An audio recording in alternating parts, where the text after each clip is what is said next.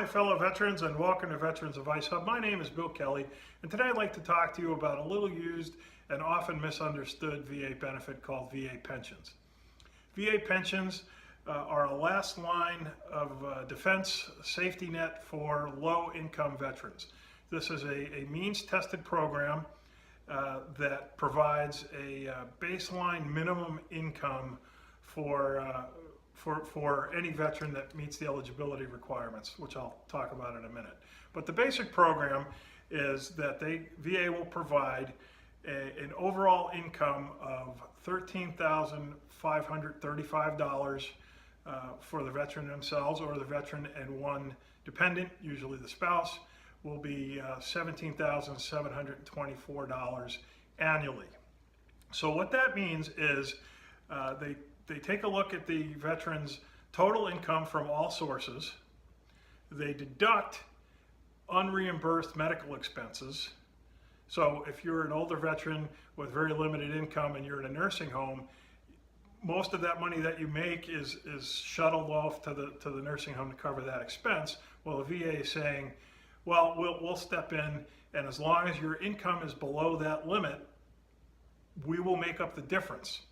So if your income, once everything has been calculated, was say $10,000 a year, that's what you were putting in your pocket, the VA would increase that to match the upper limit for the year, which is $13,535. So that means they give you $3,535 over 12 monthly payments. So that's the limit based on your calculated income, and then they make up the difference to make sure that no veteran's overall income goes below that amount. The other part of the means test, though, is you really can't have a lot in the way of assets. So your overall assets, which includes all of your adjusted income after medical expenses, plus any other assets you have, cannot be more than $127,061. I don't know why they have such odd amounts, but so $127,061 annual, overall assets. That's the level that they look at. If you have more assets than that, even if you're not making all that much money, you still wouldn't be eligible.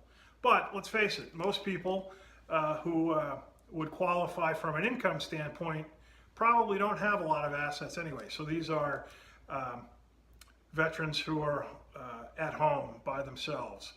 Maybe they're living in the in-law apartment with you. Maybe they're at a nursing home. Maybe they're at an assisted living facility. The criteria to be eligible for the program is you have to have 90 days of active duty with 1 day during wartime. And what wartime means is just, as you can think of, during one of our designated conflict periods as defined by the VA. So we're talking about older veterans, so that's World War II, Korea, Vietnam era veterans. But whatever's designated by the VA. And then you have to meet one of the following requirements.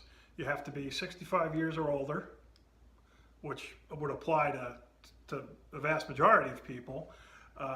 Or you could be eligible for a pension if you were totally and permanently disabled by a non-service connected disability, and we'll talk about that in a second, or that if you're receiving SSDI or receiving SSI.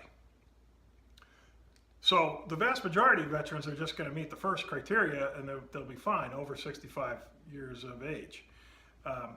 The non-service connected disability piece is if you were service connected getting disability, you'd be getting compensation, and that compensation would likely be more than what this program is designed to give you anyway, so you wouldn't meet the income requirements. So anyway, it's a little complicated, but it's well worth looking into. I'll provide links to a couple of detailed explanations, and as always, if you have questions, you can send them to me. But if you're an older veteran, or you have an older veteran in your life that is living on a very limited income, and you know that they served during a wartime period, it might be worth checking out this earned VA benefit. So, as always, thank you for your service and have a great day.